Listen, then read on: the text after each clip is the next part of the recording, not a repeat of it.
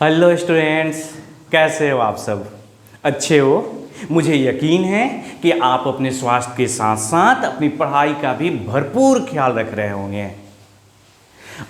मेरी कुछ निजी समस्या के कारण बीच में वीडियो अपलोड नहीं कर पा रहा था, लेकिन मैं अब आ गया हूँ। अब कंटिन्यू करेंगे। तो आइए शुरू करते हैं। एक बहुत ही छोटा सा, बहुत ही प्यारा और कंपटीटिव पॉइंट ऑफ व्यू से बहुत महत्वपूर्ण टॉपिक, जिसका नाम है मास एंड वेट, द्रव्यमान और भार। तो आप टॉपिक बनाइए। तैयार है ना? ऐसा तो नहीं ना कि भूल गए? तो टॉपिक बनाइए द्रव्यमान और भार। इस द्रव्यमान और भार में सबसे पहले कुछ भी लिखने पढ़ने से पहले मैं आपको बता दूं कि दैनिक जीवन में हम लोग प्रायः द्रव्यमान और भार में अंतर नहीं करते हैं। द्रव्यमान की जगह पे भार बोल दिए, भार की जगह पे द्रव्यमान बोल दिए। लेकिन आप तो एक साइंस के स्टूडेंट हैं, है ना? तो आपको ख्याल रखना होगा कि द्रव्यमान और जो भार है ये एक नहीं होते। मतलब mass and weight are not same. आपको सबसे पहला पॉइंट याद ये रखना है कि मास और जो वेट है ये क्या है? सेम नहीं है। तो क्या है डिफरेंस? आइए समझते हैं। तो सबसे पहले हमने एक बीच में लाइन खींचा। आप समझ गए होंगे मैं क्या करने वाला हूं। इधर हम लिखेंगे द्रव्यमान, उधर लिखेंगे भार, दोनों में अंतर करेंगे जिससे समझ सके। द्रव्यमान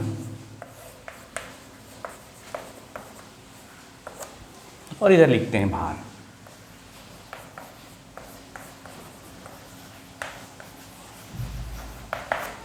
तो आइए स्टूडेंट, सबसे पहले जाने क्या है द्रव्यमान।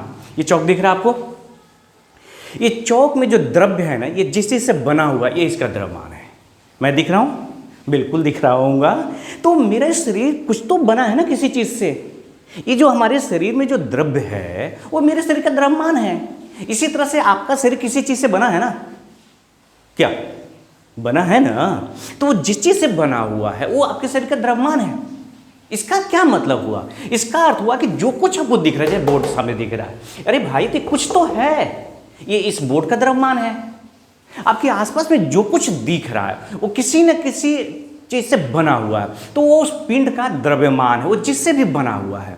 तो परिभाषा दिया जाता है कि किसी पिंड में उपस्थित द्रव्य की मात्रा को ही क्या कह देते हैं? द्रव्यमान कहते हैं। आइए लिख देते हैं।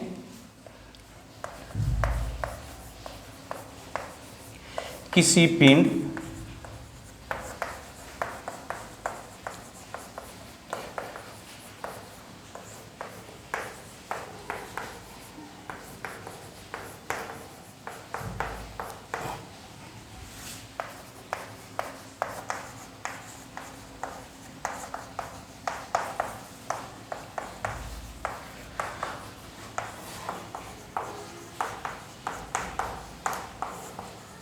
समझ गए? किसी पिंड में उपस्थित द्रव्य की जो भी मात्रा है वही उसका द्रव्यमान। मतलब वस्तु छोटी तो द्रव्यमान कम, वस्तु बड़ी तो द्रव्यमान, देखिए चौक का छोटा टुकड़ा, इसमें द्रव्यमान कम है, उसके तुलना में इसमें क्या है? द्रव्यमान अधिक है। अब आइए, क्या है भार? तो भार के बारे में सबसे पहला पॉइंट स्टूडेंट्स नोट करना है, weight is a type of force. भार क्या है? तो बल है।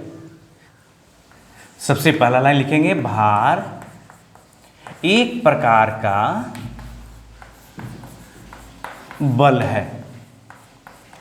अब आप सोच रहे होंगे कि कौन सा बल है भाई? तो अब जब इसको हमें छोड़ नीचे तरफ आ रहा है ना, ये तो ये नीचे गया। तो नीचे क्यों गया? क्योंकि आपको पता है कि पृथ्वी उसको खींच रही है।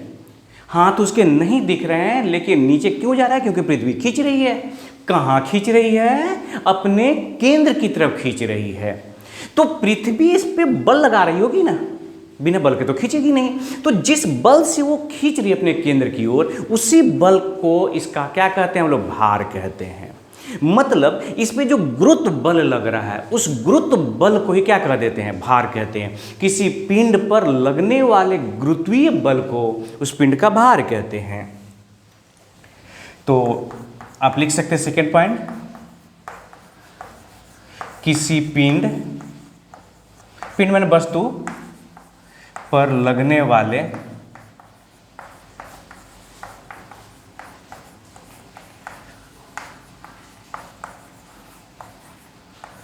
गुरुत्वीय बल को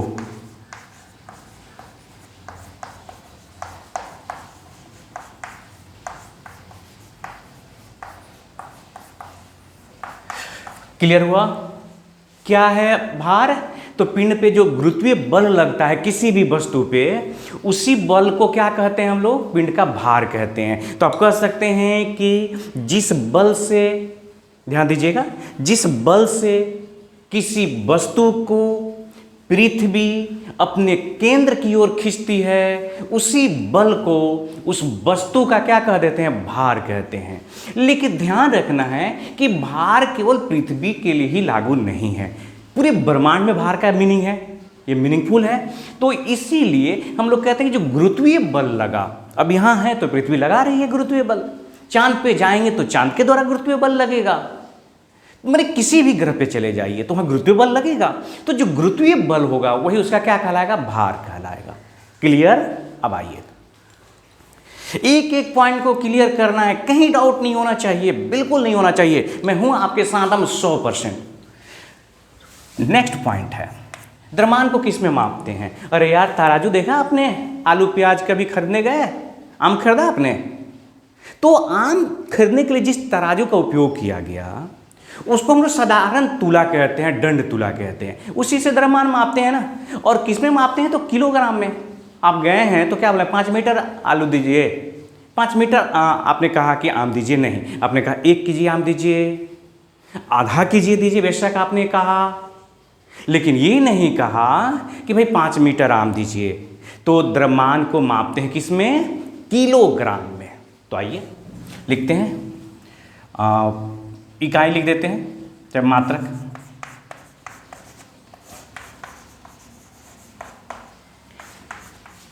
केजी, किलोग्राम। हाँ, याद रखना है कि जब बहुत ही छोटे द्रव्यमान को मापने के लिए ग्राम के लिए ही प्रयोग में लाते हैं। केजी छोड़ देते हैं इसको, ग्राम को जरूरी नहीं है। केजी में लिखे याद रखिएगा कि जैसे मान लीजिए अगर आप सोना खरीदने जाइएगा, एक छोटा सा अंगूठी खरीदना है तो केजी से तो नहीं ना हुआ होगा, वहाँ पर मिलीग्राम की बात चलेगी। लेकिन अगर उसके हम लोग ऐसा ही मात्रा की बात करें तो क्या है? केजी है। अब आइए, भार का क्या मात्रक है? तो भार तो बल है ना, बल को न्यूटन में मापते हो तो जैसे न्यूटन में मापोगे, इसका जो मात्रक हो जाएगा, अरे बहुत आसान है, वो है न्यूटन है। और आप चाहें तो इसको, न्यूटन को आपको याद है ना, एक बराबर ma, तो ये हो जाता है केजी मीटर सेकेंड माइनस 2, यही तो है ना न्यूटन। तो आप चाहें तो लिख सकते हैं यहाँ पर क्या चीज? केजी मीटर एस, ये हो गया। तो इस तरह से आप इसको लिख सकते हैं इस रूप में भी, ये न्यूटन हो गया बल को, तो न्यूटन में मापते हैं। अब आइए, बल तो एक सदिश राशि है, तो यहाँ पर लिख सकते हैं बल सदिश राशि है, और भार तो एक प्रकार का बल है, तो लिख सकते हैं कि भार एक सदिश राशि है।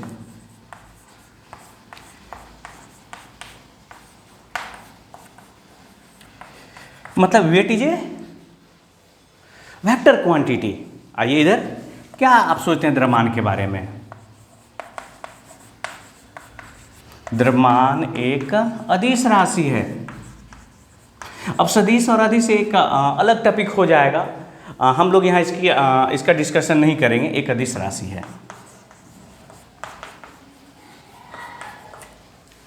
नेक्स्ट पॉइंट आइए, देखिए जो द्रव्यमान है, ये चौक है, इसमें कुछ द्रव्यमान है, हमने तोड़ दिया, द्रव्यमान थोड़ा कम हो गया, हमने और तोड़ दिया, द्रव्यमान जो है थोड़ा और कम हो गया। क्या कोई ऐसा कंडीशन आ गया कि ये शून्य हो जाए? कभी शून्य नहीं होगा, कभी नहीं, कम हो सकता है। अब शायद हमारे हाथ में आपको न दिखता हो, चौका छोटा सा हिस्सा हमने रखा हुआ है, लेकिन जीरो तो नहीं है ना। तो किसी भी पिंड का द्रव्यमान कभी शून्य नहीं होता है, कम हो सकता है। मतलब mass of body never be zero, zero हो ही नहीं सकता। अगर मास है तो कुछ ना कुछ तो है, तो याद रखना होगा।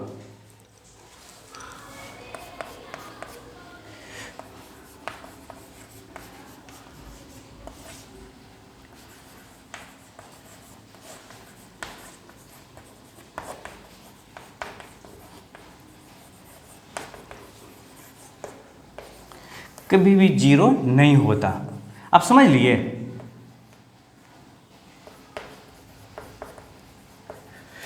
किसी भी पिंड का जो द्रव्यमान है ना, वो कभी शून्य नहीं होगा, कम हो सकता है, शून्य नहीं हो सकता।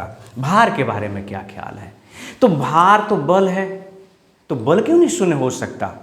पृथ्वी के द्वारा वस्तु पे जो गुरुत्वीय बल लगाया जाता है वो पृथ्वी के रिस्पेक्ट में उसका भार है। तो सोचिए जरा कि अगर मान लीजिए इसको हमने गिराया, ये नीचे की तरफ गिर रहा है, तो जब ये नीचे की तरफ गिरे और कहाँ जाना चाहता है, ये पृथ्वी के केंद्र पर। अगर हम इसको पृथ्वी के केंद्र पर ही ले जाके छोड़ दें तो पृथ्वी क्या करेगी? कुछ नहीं, छोड़ देगी, क्योंकि आप कह रहे हैं कि पृथ्वी के केंद्र पर इसको खींचना चाहती है पृथ्वी। तो ठीक है, ले चल भाई, पृथ्वी के केंद्र पर रख दे इसको। तो जब वहाँ जब चला जाएगा तो पृथ्वी इसको छोड़ देगी, मतलब वहाँ इसका क्या हो जाएगा? भार शून्य हो जाएगा, क्योंकि उस वक्त तब इस पर कोई गुरुत्वीय बल कार्य नहीं कर रहा होगा। तो याद रखना होगा आपको कि भार का मान जीरो हो सकता है। अब आपको यहां पर मैं आपको दो छोटा छोटा पॉइंट लिख दे रहा हूं कि देखिए, कोई भी वस्तु अगर पृथ्वी के केंद्र पर चली जाए ना तो उसका भार शून्य हो जाएगा। तो आप लिख सकते हैं पृथ्वी के केंद्र पर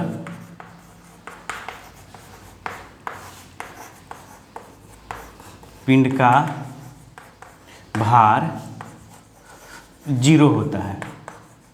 अच्छा, एक बात और कि जब वस्तु ऐसे गिर रहा होता है, मुक्त रूप से फ्री फॉल कर रहा होता है, तो भी उसका भार क्या होता है? शून्य होता है। आपने फिजिक्स में पढ़ा भी होगा।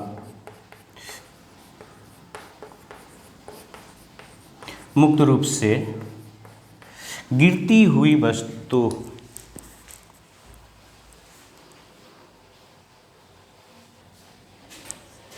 डिस्टर्बेंस के लिए खेद है स्टूडेंट्स। तो मैं लिख रहा था कि मुक्त रूप से गिरती हुई किसी पिंड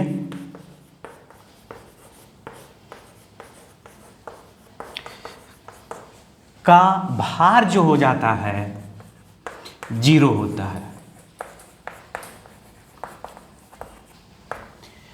याद रखना है कि अगर कोई वस्तु गिर रही होती है ना, आप वो क्या कीजिए कि कोई व्यक्ति है 10 मंजिला इमारत पर चढ़ गया और वहाँ से कूद गया, जब रास्ता में है ना बिल्कुल भारहीनता अनुभव करेगा, बहुत ही मज़ा आएगा। हाँ, मज़ा तो वास्तविक तब आएगा जब वो ज़मीन से टकराएगा, लेकिन जब वो रास्ते में रहेगा तो भारहीनता का अनुभव करेगा। क्यों? क्योंकि वो मुक्त रूप से गिर रहा होता है। तो आप इसको नोट करेंगे और फिर हम लोग और बहुत सारी बातें इसमें करेंगे।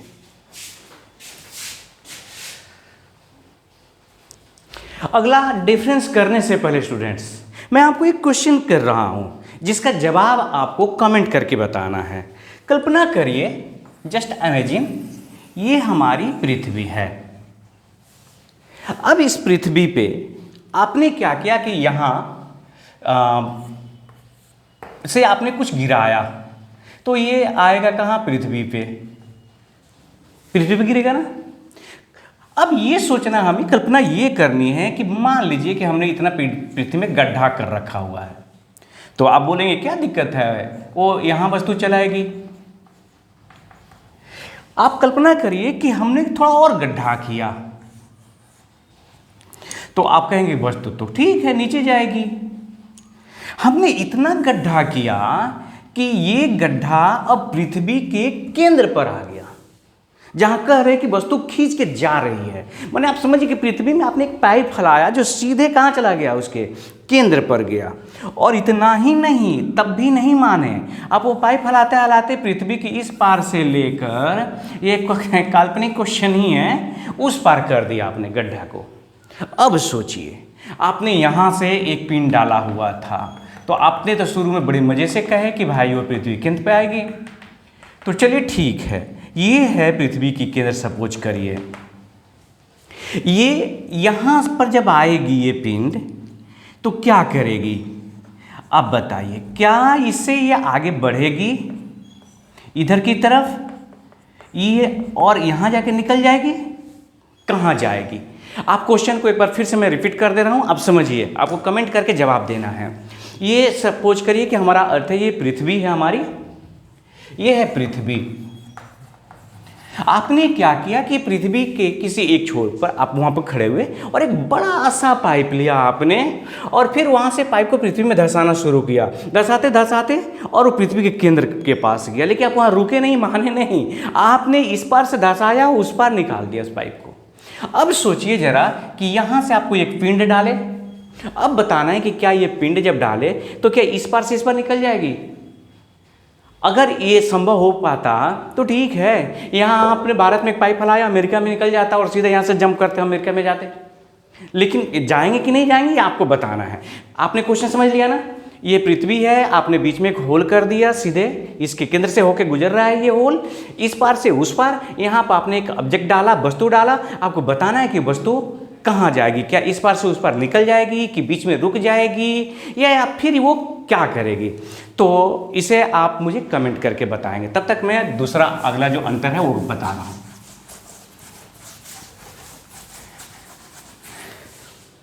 अगला अंतर के बारे में ये देखिए, ये है आपकी पृथ्वी। थोड़ा और गोल बनाते हैं। ये आपकी पृथ्वी है और मान लीजिए कि ये जो है ये चांद है, मून है, ये हमारे अर्थ है। यहां पर कोई एक व्यक्ति है, एक व्यक्ति है यहां, वही व्यक्ति यहां आ गया। अब आपको ये बताना है कि क्या चांद पर और पृथ्वी पर इनके द्रव्यमान में और भार में हम जानना चाहते हैं कि क्या डिफरेंस हो सकता है कि नहीं। तो आपको याद रखना होगा कि अगर इस चौक को चांद पे लेके जाएं, पृथ्वी के किसी भी छोर पे लेके जाएं, तो क्या ये चौक थोड़ा मोटा, पतला, छोटा, बड़ा होगा क्या? नहीं होगा। मतलब इसके द्रव्यमान में कोई चेंजेस नहीं आएगा। और द्रव्यमान जो होता है ना, वो गुरुत्वीय बल से उसका कोई संबंध नहीं है। तो याद हमें ये रखना है कि द्रव्यमान पूरे ब्रह्मांड में अप्रभावित रहता है, उस पर कोई प्रभाव नहीं पड़ता। बाहर बारिश हो रही है और मज़ा आ रहा है। तो लिखते हैं एक पॉइंट, पूरे यूनिवर्स में, पूरे ब्रह्मांड में द्रव्यमान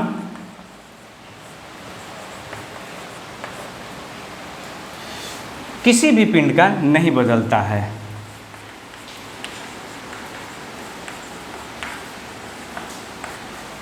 क्यों? क्योंकि द्रव्यमान जो है गुरुत्वीय बल से प्रभावित ही नहीं होता।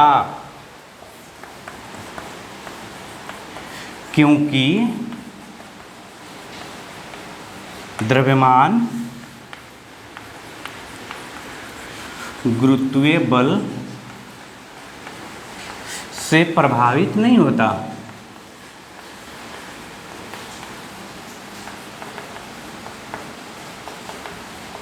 अब आइए भार के बारे में। तो याद रखना होगा स्टूडेंट कि F इक्वल टू m होता है। जब इस त्वरण को गुरुत्वीय त्वरण g कर देते हैं तो ये बल जो हो जाता है, इसी को हम लोग भार कहते हैं। तो भार जो होता है ये गुरुत्वीय त्वरण हो गया, ये गुरुत्वीय बल ही होता है। इस पर नीचे mg लगेगा इस पिंड पे, और यही इसका वेट होता है। तो ये जो कोई जब पृथ्वी है और पृथ्वी की तुलना में चांद जो होता है उसका जो गुरुत्वीय बल होता है कम होता है, और इसीलिए चांद पर किसी पिंड का जो भार हो जाता है वो कम हो जाता है।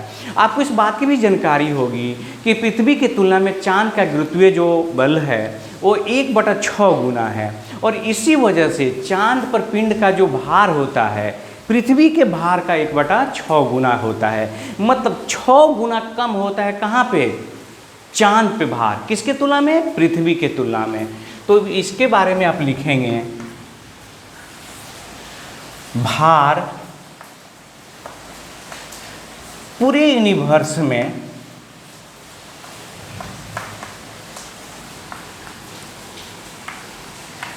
में एक समान नहीं होता।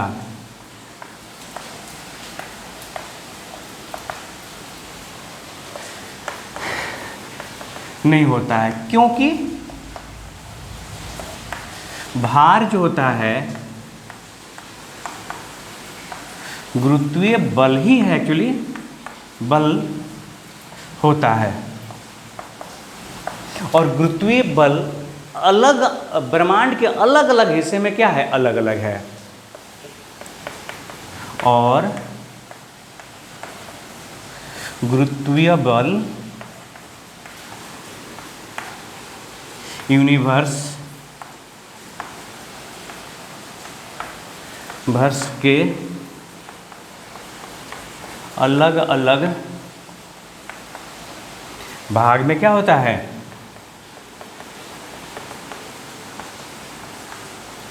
अलग अलग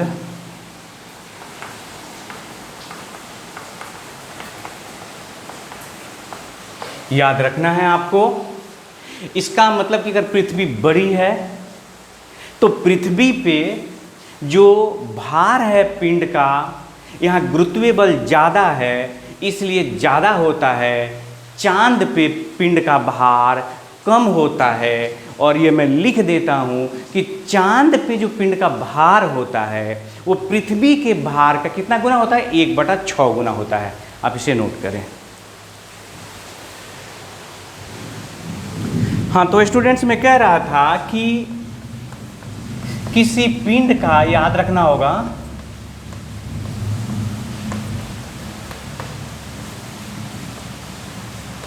चांद पर भार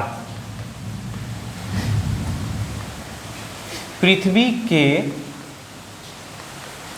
भार के तुलना में 1/6 गुना होता है। और ऐसा इसलिए होता है कि पृथ्वी का जो गुरुत्वीय बल है वो चांद के तुलना में कितना है, 6 गुना ज़्यादा है। पृथ्वी का गुरुत्वीय बल चांद की तुलना में 6 गुना ज़्यादा है, तो उसका जो भार होता है 6 गुना कम हो जाता है। अब आइए एक फिर क्वेश्चन है। क्वेश्चन ये है कि मान लीजिए कि क्रिकेट हो रहा है। आप क्रिकेट खेलते हो, जरूर खेलते होगे। क्रिकेट में कम से कम इंटरेस्ट तो आपको ज़रूर है। तो चांद पे क्रिकेट हो रहा है, कल्पना ही करना तो थोड़ा सा बड़ा फेंका जाए। तो चांद पे क्रिकेट हो रहा है, तो अब बताइए कि चांद पे जब कोई बैट्समैन 6 मारेगा तो पृथ्वी के रिस्पेक्ट में वो 6 की जो लंबाई होगी वो ज़्यादा होगी कि कम। चांद पे जो स्टेडियम बनाने की ज़रूरत होगी वो पृथ्वी की तुलना में बड़ा बनाने की ज़रूरत होगी कि छोटा कि बराबर, ये आप सोच समझ करके मुझे आप बताएंगे। लेकिन एक छोटा सा न्यूमेरिकल क्वेश्चन ये है, मैं देखिए लिख रहा हूँ यहाँ। यदि किसी पिंड का द्रव्यमान 100 kg है तो इसका भार पृथ्वी पर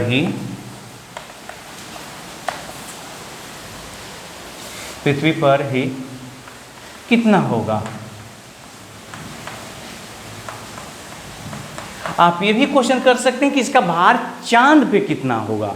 तो पृथ्वी पर जितना होगा उसमें 6 से क्या कर दीजिएगा, भाग दे दीजिएगा। कैसे निकालेंगे, देखिए आंसर मैं कर दे रहा हूं। आपको एम दिया गया है, कितना है 100 kg। अच्छा, आप जानते हो ना जी, याद है सबको, 9.8 मीटर पर सेकेंड स्क्वायर। और आपके पास क्या है, W बराबर m इंटू जी, तो हो गया। इसलिए W इक्वल टू कितना हो गया, m है 100, G हो गया 9.8, ये हो गया कितना, तो 980, और ये हो गया kg था, मीटर पर सेकेंड स्क्वायर।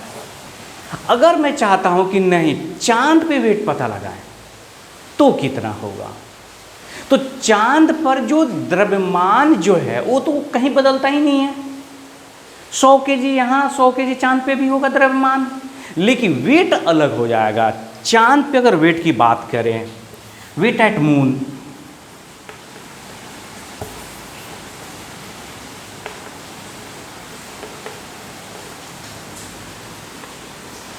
तो क्या करेंगे, 980 6 से क्या कर दीजिए, डिवाइड कर दीजिए। इतना हो गया आपको क्या चीज, न्यूटन में कह दीजिए, अथवा सिंपली न्यूटन ना कह करके आप चाहते तो लिख दीजिए केजी मीटर पर सेकेंड स्क्वायर। आप बात समझ रहे हैं। तो 100 केजी की जो वस्तु है, द्रव्यमान वाली वस्तु, वो चांद पे ले जाइए या दुनिया के किसी हिस्से में लेके जाइए, वो 100 केजी माने 100 केजी होगा, लेकिन वेट उसका अलग अलग होगा।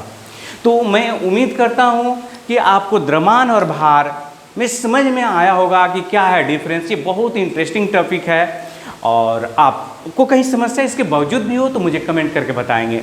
तब तक अपना ख्याल रखिए। जय हिंद, जय भारत।